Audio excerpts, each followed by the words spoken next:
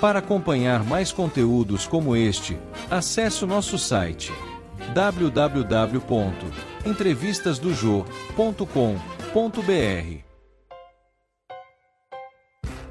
Já está sentadinho aqui do meu lado e ele, por 2 anos seguidos, foi homenageado como um dos frequentadores mais assíduos da Biblioteca de São Paulo. E é impressionante, pelo seguinte, ele não enxerga, mas ele vê e ouve longe, graças aos audiolivros. E eu vou conversar com o Sérgio Florindo. Obrigado.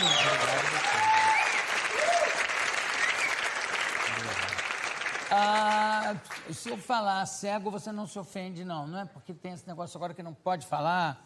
Eu até brinco aqui que eu não sou gordo, eu sou gordo descendente. Enfim, você acha que é ofensivo a pessoa? Não, eu não tenho preconceito nenhum. Essa história, até me incomoda essa história de, e é até longo demais a palavra deficiente visual, né? Não, cego não tem nenhuma conotação pejorativa. Você não vê nada demais nisso? Não vejo nada demais nessas coisas. Por que você costuma dizer que cego é fogo? O cego é fogo porque, como ele não tem a visão, ele aguça os outros sentidos do corpo. Né? Por exemplo, você cheira bem para chuchu. Muito obrigado. Belo perfume. Mas não dá para você saber, por exemplo, eu sou muito magro.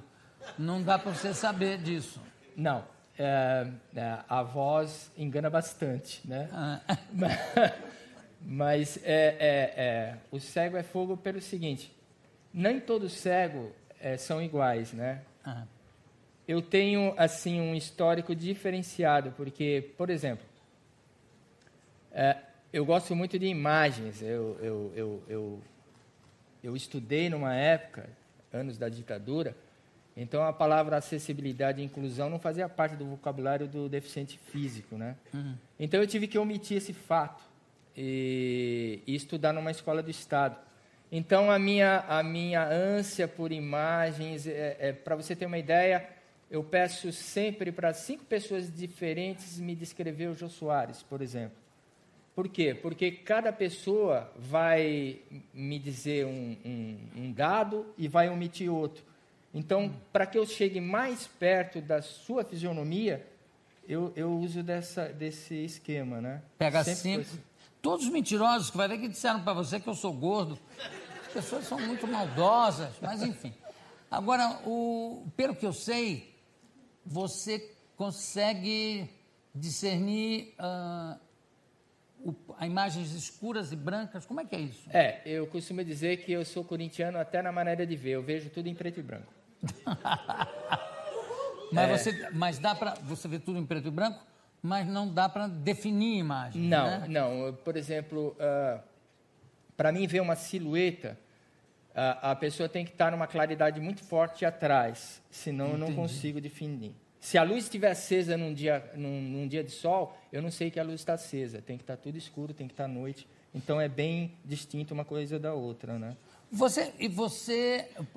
A sua deficiência visual, a cegueira, enfim, é de nascença? Foi com o tempo? Como é que aconteceu? Não, é de nascença. Eu nasci assim, né? Eu passei por uma junta médica quando eu tinha 7 anos de idade, né? E ali eles constataram que era congênito, né? E não tinha nenhum quadro de reversão, né? Entendi. Então, eu nasci numa família... Os meus pais, tanto por parte de pai quanto por parte de mãe, são portugueses, né? Eu costumo dizer que existem 2 tipos de deficiência. A deficiência física e o português. E eu sou as 2, né? Depois dizem que o raio não cai 2 vezes no mesmo lugar. Cai sim, né? Então, não tinha como reverter o quadro, né? E assim eu cresci. E na época, meus pais, eles não tinham condições. Não era perto, não era como agora a gente vê, né? O instituto mais perto para cego ficava em Perdizes. Eu morava na Zona Norte, eu morava no Tucuruvi. então ficava inviável. Então, eu tive que ir para uma escola do Estado mesmo, né? E como é que era a sua vida na escola? Foi difícil, foi bem difícil mesmo. No primário, tudo bem, porque a professora de primário, ela é como uma mãe, né? Então, ela pega na mão para escrever. Então, eu sei, se você me der papel e caneta, eu escrevo alguma coisinha, né? Limitadamente, mas eu escrevo. O duro foi no ginásio, né? Quando eu entrei no ginásio, vários professores. Então, o que eu fazia? Eu tinha que decorar tudo. Degraus, pátio, sala de aula, fileira das carteiras. Por quê? Porque eu tinha medo que, logo do início, os professores detectassem a minha deficiência, levassem para a direção e eu fosse, pela escola não ter, né, o aparato, o apoio que hoje a gente vê, mas na época não tinha, Sim. eles me mandassem para uma escola e a mais perto seria inviável para mim, porque era distante. Então, o que eu fiz? Eu tinha táticas e técnicas. Aliás, eu usei muito... O meu plano B era sua praia, sempre foi. Eu usava humor. Eu usava humor claro. como plano B, por quê? Porque nem sempre corria as coisas certo para mim. Às vezes eu errava, eu cometia gafes. Era fácil eu enganar colegas meus, porque era da mesma idade. Então, eu fazia o seguinte, quando eu dava uma fora, eu brincava, fazia uma piada, eu esculachava. Para você ter uma ideia, meu apelido era Chacrinha na escola, né? Por quê? Porque onde eu estava tinha bagunça, conversa, brincadeira, e foi uma professora que me apelidou de Chacrinha, porque ela falava assim, vamos parar com essa chacrinha, vamos parar com essa chacrinha. Aí ela olhou um dia para mim e falou assim, você é a própria chacrinha. Aí o pessoal começou a me chamar de Chacrinha, né? Mas tudo isso era um plano B, para tirar o foco daquilo de errado que eu tinha feito, né? E aí, foi assim, eu repeti a 5ª série, eu repeti a 6ª série. Aí, quando não, eu passei para a 7ª série e eu encontrei um cara muito especial, que eu tenho uma dívida impagável com ele. Ele nem era daqui, ele era venezuelano. Esse cara, para você ter uma ideia, com ele eu dirigi um carro, sendo sério. Dirigiu um carro? Dirigi uma variante 74, né? Aquilo que o Al Pacino fez no Perfume de Mulher, eu tinha feito antes, só que não com uma Ferrari, e ele enxergava, né, o Al Pacino. Eu não enxergava, era cego mesmo e era uma variante. Eu quero ver ele dirigir uma variante, sendo cego de verdade. Olha, você sabe que o Ray Charles passou por uma experiência semelhante num sítio, uma fazenda, que ele tinha um campo aberto, mas ele saiu, queria ir pela estrada. Ele dirigia ali dentro e tal, aí botou o filho no carro e disse assim, vamos para a estrada, vou andar na estrada, você vai me orientando, vai do lado. Aí ele foi na estrada, de repente, ele bateu numa árvore. E aí chegou a polícia. Quando chegou a polícia, antes da polícia chegar, ele trocou de lugar, ele tinha trocado de lugar com o pai. Chegou a polícia e disse, olha o que você fez, não sei o quê. Aí ele falou, não fui eu, não. Meu pai é que estava dirigindo. Além de tudo, você é canalha. Você pensa que ninguém sabe que o Ray Charles é cego? Sapecou-lhe uma multa brutal. E o Ray Charles só do lado, assim, rindo, lá, olhando. Eu? Como? Eu sou cego, imagina. Não é possível. E você fez... E como é que você conseguiu guiar? Ele te orientava? Como é que era? Ele foi meus olhos fora do corpo o tempo todo. Para você ter uma ideia, eu nunca mais, depois que eu conheci ele, eu repeti de ano. Eu passei a 7ª série direto, passei a 8ª e fomos para o primeiro colegial. Ele sempre foi meus olhos, eu emprestava os olhos dele o tempo todo. Ele era preciso, ele me passava dados, informação o tempo todo. Então, foi assim, uma noite, ele batia os olhos em mim e ele via que eu não estava... Ele sabia o que eu sentia. Aquele dia eu estava mal e ele perguntou para mim, o que foi, Chacrinha? Aí eu falei... eu falei assim, mané, estou vendo aí vocês escolhendo profissões e as profissões que eu quero não vai dar por causa que eu não enxergo. Estou vendo vocês agora com 18 anos tirando carta de motorista e eu também não vou conseguir. E aí ele ficou quieto, ele não falou nada aquele dia. Chegou a noite, ele me ligou em casa, a gente morava na mesma rua. desce aí, Chacrinha. E aí, eu desci, e nós demos a volta, era de noite já, eu dei a volta, ele falou, vamos dar a volta aqui atrás da casa. Entramos dentro do carro do pai dele, uma variante, e a gente costumava instalar som naquele carro, né? Eu e ele e tal, ele comprava alto-falante. Eu falei, o que tem dessa vez para instalar? Ele falou, não tem nada para instalar. Você pode não tirar sua carta de motorista, mas hoje à noite você vai dirigir.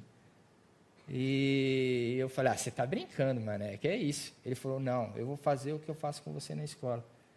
Eu vou te ensinar o acelerador, a embreagem, o freio, e nós vamos dar uma volta. Só que é o seguinte, eu não sou tão louco assim, vamos esperar da meia-noite aqui no bairro para que não tenha trânsito nenhum e a gente vai dar umas voltas aí no quarteirão. Assim na seca ou ele te deu alguma coisa para beber antes? Não, ele não deu nada para beber. Porque e ele... se tivesse um bafômetro... E aí foi o seguinte, né? Ele me ensinou como é que andava o carro e nós fomos. Qual foi o meu espanto? Que na primeira eu peguei, né?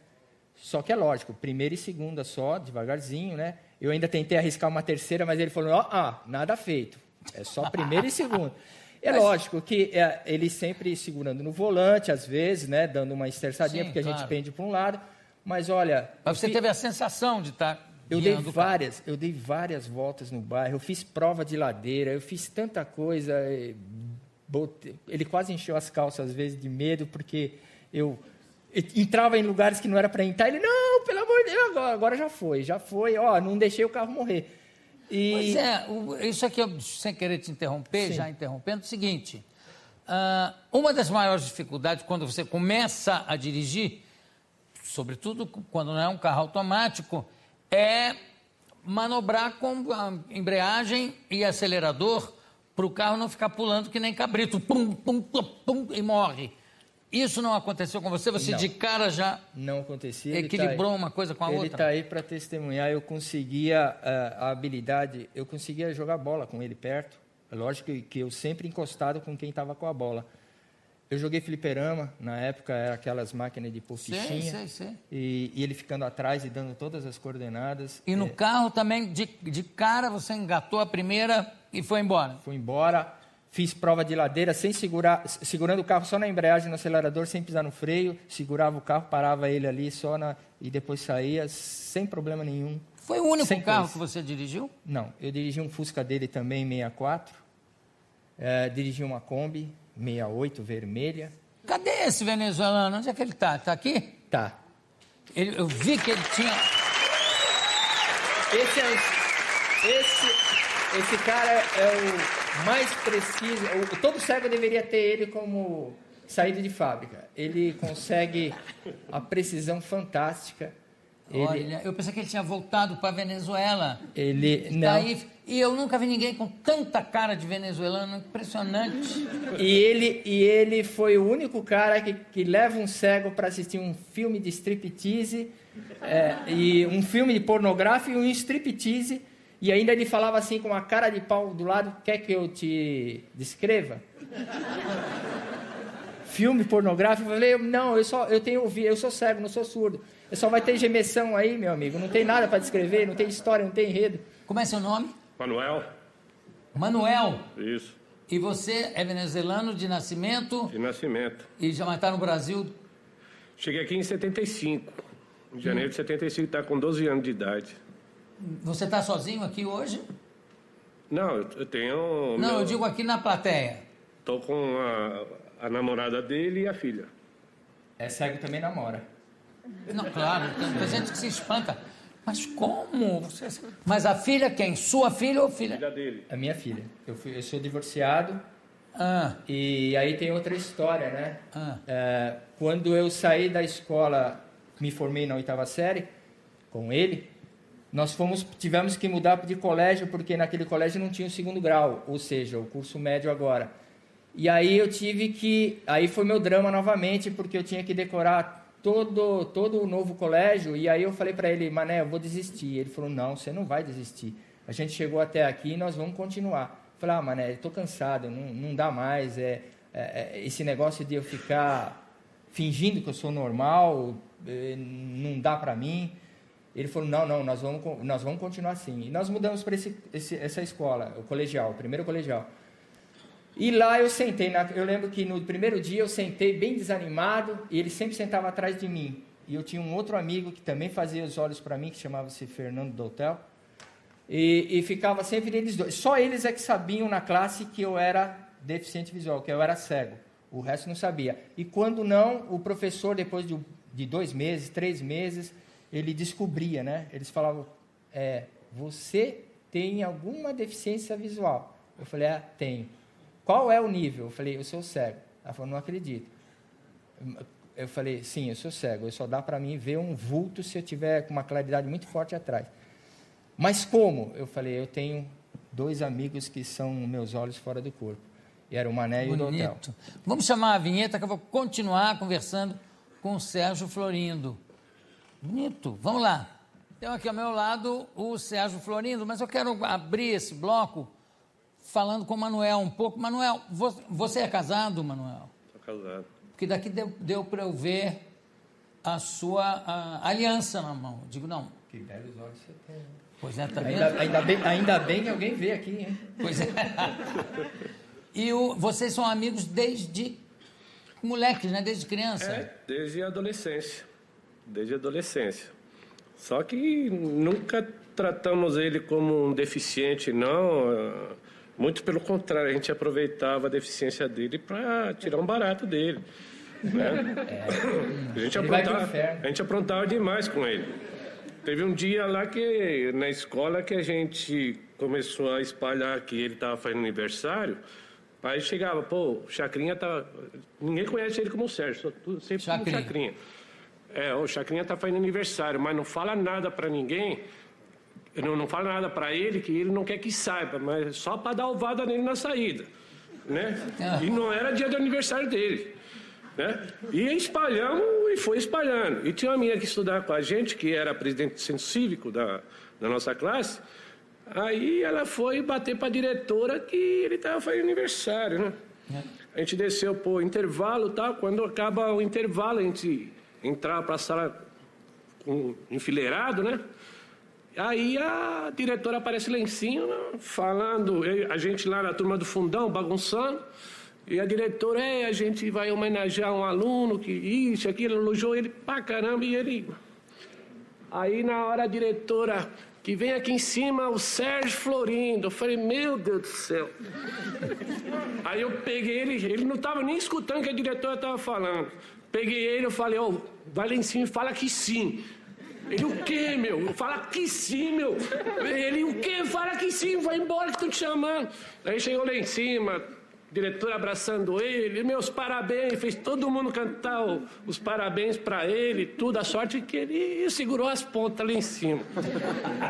Mas por causa disso não levou ovada, né? Que a gente estava esperando ele levar uma ovada só de sacanagem. Ele sempre me botava em fria, eles.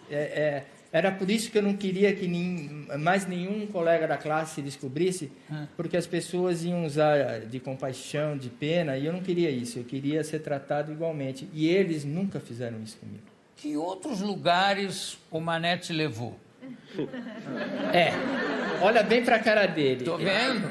Então. Zona. No Baixo Meretrício. Nós fomos... No Baixo Meretrício. Exato. E ainda tomei um pau da prostituta porque não tinha dinheiro. Ele fez isso comigo. Eu não, foi ela. Baixo Meretrício, se vocês não sabem, é um lugar onde todas as prostitutas são anãs, que são assim, baixinhas. Mas aí você foi lá, quer dizer, a sua iniciação sexual também foi o Manel que levou você? Não, ou já tinha acontecido? Não, ele foi com ele. Não com ele. Não com ele.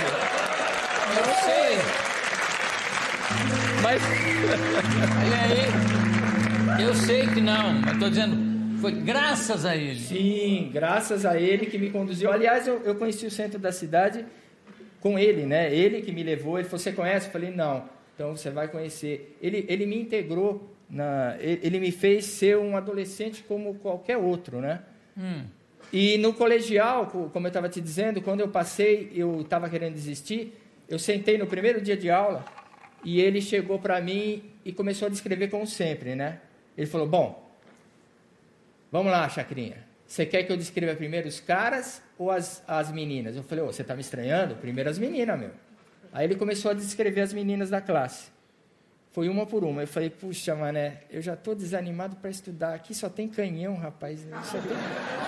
Pô, ele falou, pô, mas você é cego, você não vê? Eu falei, pô, mas eu tenho tato, meu. Qualquer hora aí... Aí ele começa a me descrever uma pessoa. Aí ele começou a descrever justamente o tipo físico, porque cego tem o biotipo físico da mulher ideal. Como é que é? Eu vou te colocar assim uma atriz, que para mim é sinônimo de feminilidade, de mulher, né? De uma mulher bonita, de uma mulher atraente. Kim Basinger, para mim, eu sei que agora ela está velhinha, né, como eu. Ela não vai envelhecer? Nunca, seu canalha! ela é mim, minha! Então são olha lá, telão! Ela é nossa. Eu vou descrever ela para você. Então vamos lá. Ela está na praia, com aquele corpo longilíneo que ela tem, com os braços caídos, a boca, os lábios polpudos, o cabelo molhado de água salgada, ruivo nessa foto, cabelo ruivo, jogado para trás. Como é duro ser cego. Os seios empinados, a barriga chata e os pelos pubianos. Ainda tem isso? Tem os pelos pubianos salientes e as coxas, a bunda saliente para trás, as coxas perfeitas e o melhor de tudo, ela está sorrindo para mim. Meu. Pois é.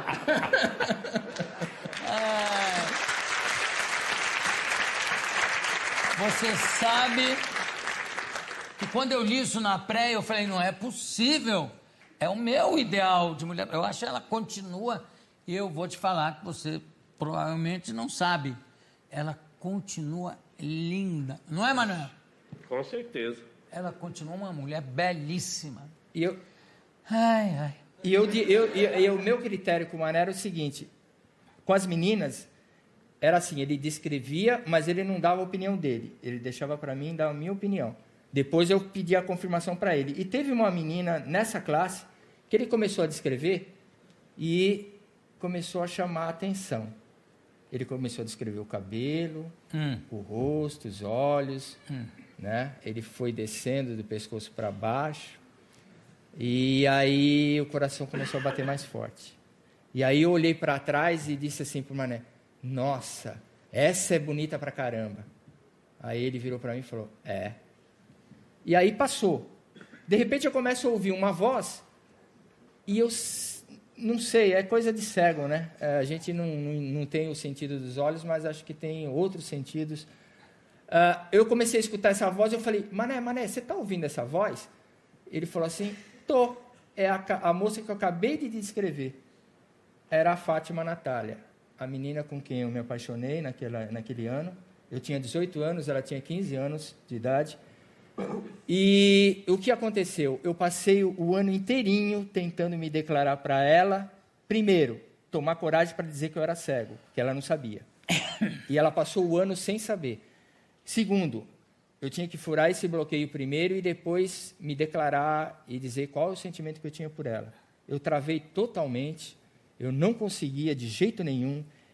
Eu decorei o caminho todinho da casa dela, fui sozinho até lá, cheguei no portão, ainda falei para o Mané antes, hoje vai. Ele falou, ainda bem, meu, honra as calças, rapaz, vai lá, vai para cima. Cheguei lá e não conseguia. Eu fazia toda manhã, um trajeto dentro da classe, o mais certo era eu entrar pela primeira fileira e ir lá para trás onde a gente sentava, pois eu virava, eu deixava o Mané e o hotel ir, eu contornava para passar toda manhã na frente da carteira dela e falar uma coisa para ela, né? Falei, nossa, você tá linda hoje. Nossa, mal sabia ela que era um cego que estava falando. Teve um dia que eu errei e calculei mal e chutei justamente a carteira dela, né? E ela estava de cabeça baixa e ela virou e falou, o que é, Chacrinha, você é louco? Ele falou assim, rapidinho eu já tinha uma, né? Eu falei, nossa, você está dormindo hoje, acorda para cuspir, acorda para a vida, menina. E passou o ano, eu não consegui me declarar para ela. E qual foi a surpresa? Que depois de 34 anos, o Facebook ele é fantástico para a gente achar amigos como o Mané, que eu também não tinha mais contato com ele, e tive contato com ela. E a gente se reencontrou. E aquilo que eu pensei que estava congelado, sepultado, enterrado, voltou. Só de ouvir a voz dela pelo telefone, voltou tudo. E hoje nós estamos namorando. Hoje a gente está namorando. E ela está aqui.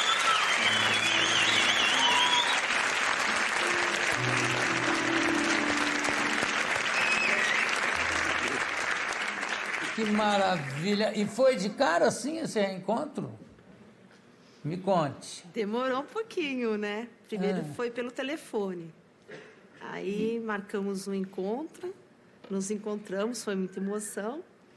Aí ficamos, né? Começamos a ficar. Aí ele me pediu em namoro e eu aceitei.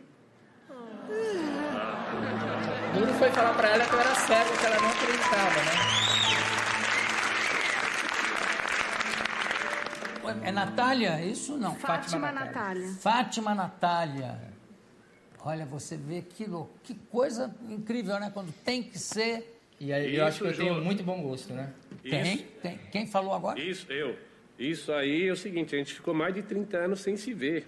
Ficamos completamente... Até hoje eu não vejo. Pois é.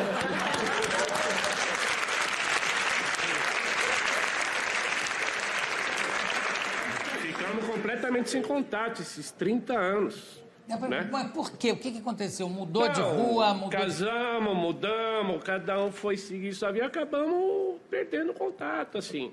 E agora, em janeiro, pelo Facebook, consegui encontrar ele, depois ela encontrou a gente, foi se encontrando, aí marcamos de se encontrar e estamos aí.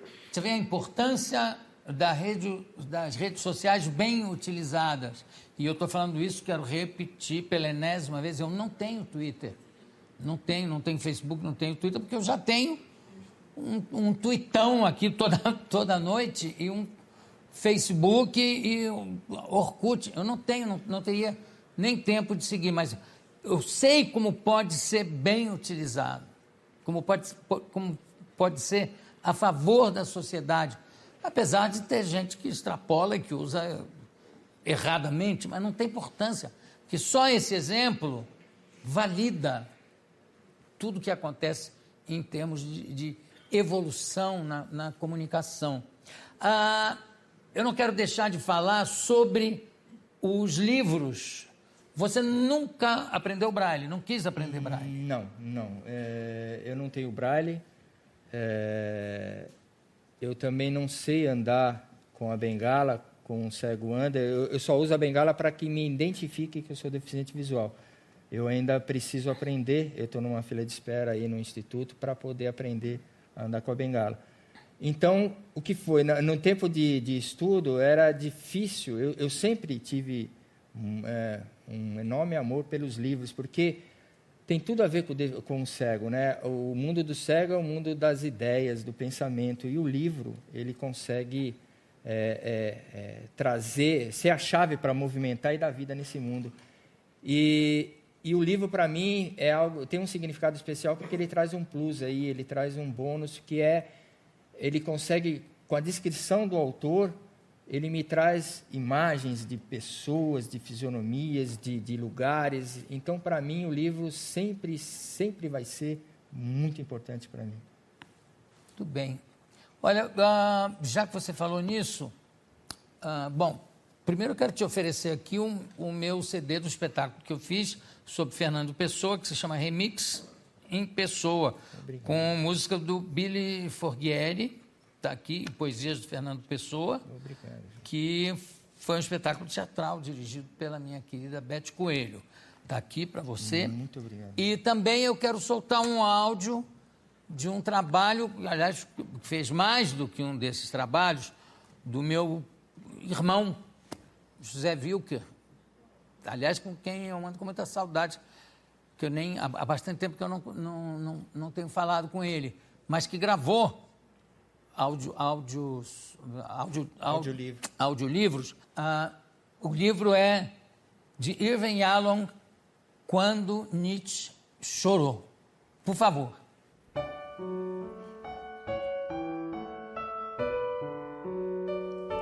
Alguns não conseguem afrouxar suas próprias cadeias e, não obstante, conseguem libertar seus amigos. Você tem que estar preparado para se queimar em sua própria chama.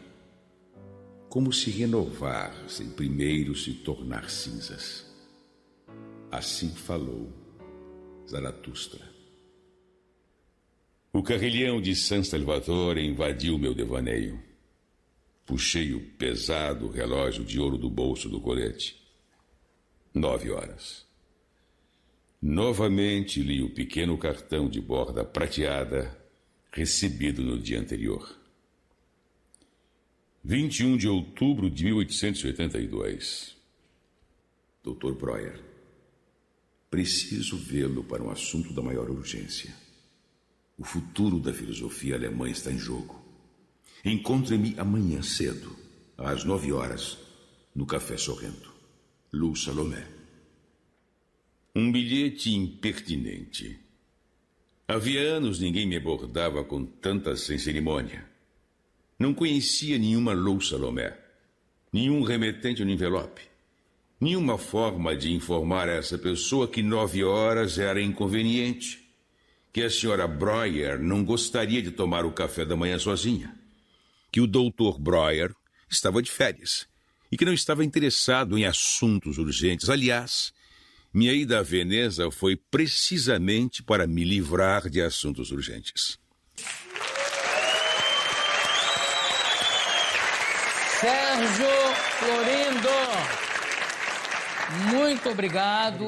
Parabéns a Fátima.